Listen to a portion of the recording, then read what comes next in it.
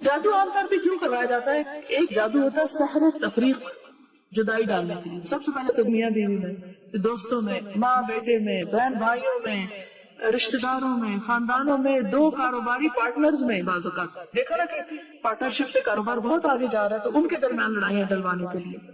اسی طرح سحر محبت، کسی کے دل میں اپنی محبت ڈالنے کے لیے، مثلا کسی عورت کے لیے، مرد کے لیے، کسی بھی شخص. پھر سحر تخیل، جو وہم ڈال دیا جاتا ہے. کئی لوگ آپ نے دیکھا ہوگا ہاتھ دھوئے ہی چلے جاتے ہیں، ان کو لگتا ہی نہیں کبھی وہ پاک ہوئے، وہ وضو ہی کرے چلے جاتے ہیں. نہاتے ہیں تو گھنٹوں نہاتے رہتے ہیں، واش روم سے نہیں باہر نکلتے. تو باتھ روم جو ہے یا ٹوائلٹ جو ہے انتہائی گندی جگہ، اس میں انسان کو بس ضرورت کا ہی ٹائم لگانا چاہیے، فوراً باہر آنا چاہیے. عموماً شیاطین ایسی جگہوں پر ہوتے ہیں تو اس میں انسان کو نہیں ہونا چاہیے، یعنی کہ وہاں سے بچنا چاہیے، گندی جگہوں سے، جسمانی گندگی سے بھی بچنا چاہیے، کیونکہ وہ شیاطین کو گندگی پسند ہے. تو وہ پھر عموماً ایک وہم سے انسان کو ہو جاتا ہے، انسان شکی ہو جاتا ہے، ہر ایک پہ شک، ہر ایک کے اندر سے فالٹ ڈھونڈنا. پھر سحر جنون ہوتا ہے، انسان پاگلوں جیسی حرکتیں کرنے لگتا ہے، دماغ مفلوج ہو کے رہ جاتا ہے، کوئی عقل کی بات نہیں کرتا انسان. اسی طرح سحر خمول، سستی میں مبتلا کرنے والا، ہر وقت ایک لتھارجی، کاہلی، نماز کو دل نہیں کرتا، قرآن پڑھنا ایک مصیبت لگتا ہے، اور کوئی بھی نیکی کا کام بہت ہی مشکل. بعض وقت لوگ کہتے ہیں نا کہ ہم سے تو لفظ نہیں منہ سے نکلتا، پڑھا ہی نہیں جاتا، کیا کریں. کبھی کہا نا ان کو بھی اگر ایسی کیفیت ہے تو اللہ کی پناہ میں آؤ، کہتے کیا کریں، منہ سے نہیں نکلتا، دل ہی نہیں چاہتا. پھر سحر حواتف، چیخو پکار میں مبتلا کرنے والا، کہ جس پہ وہ ہوتا ہے وہ چیختا ہے، چلاتا ہے، چھوٹی چھوٹی بات پہ حد سے زیادہ غصے میں آ جاتا ہے، توڑ پھوڑ اور ایک مجنون کی سی کیفیت ہو جاتی ہے. بعض اوقات سحر امراض، جیسے مرگی کی کیفیت یا مختلف اور بیماریاں کی شکل میں. پھر سحر استحاضہ، استحاضہ کی بیماری، جیسے حدیث میں بھی آتا ہے نا کہ یہ تو شیطان کی ایک ٹھوکا ہے، تاکہ انسان کبھی یہ سوچے میں پاک ہی نہیں ہوں تو میری کیا نماز میں خشوع و خضوع ہی نہیں. تو نماز میں خشوع و خضوع تو انسان کی کامیابی کی علامت ہے، اور اگر اس میں خلل آتا ہے تو یہ شیطان کا وار ہوتا ہے. تو دشمنی یا حسد ہوتا ہے بعض اوقات کہ کسی کے ساتھ بنتی نہیں، اور بعض اوقات رشتوں میں خلل ڈالنے کے لیے.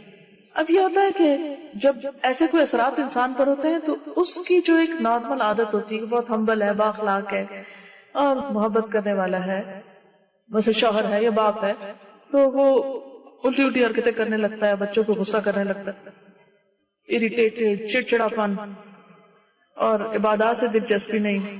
بعضوں کا جسم کے کسی خاص حصے میں درد شروع ہو جاتا ہے بلا وجہ، سارے ٹیسٹ کرائے جاتے ہیں، میڈیکلی کوئی ریزن نظر نہیں آتی، سمجھ ہی نہیں آتی.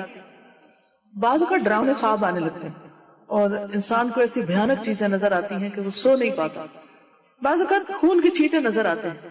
کبھی طے شدہ کپڑوں کو کاٹا جاتا ہے، اس میں کٹ کے نشان ہوتے ہیں، جیسے مثلا قمیض طے کر کے رکھی تو جو ہارٹ کی جگہ ہے اس کے اوپر جیسے کسی نے یوں لگتا ہے جیسے کسی نے چھری مار کے یا کوئی کینچی کی نوک مار کے اس جگہ کو کاٹا. بعض اوقات خاوند یا بیوی ایک دوسرے کو بہت بدنما نظر آتا ہے، یعنی کہ نفرت آتی ہے، ان کی شکل اچھی نہیں لگتی، حالانکہ وہی شخص دوسروں کو اچھا لگ رہا ہوتا ہے، مگر بیوی یا شوہر کو وہ آپس میں ایک دوسرے کو ان کو بالکل ان کا دل اٹھ جاتا ہے.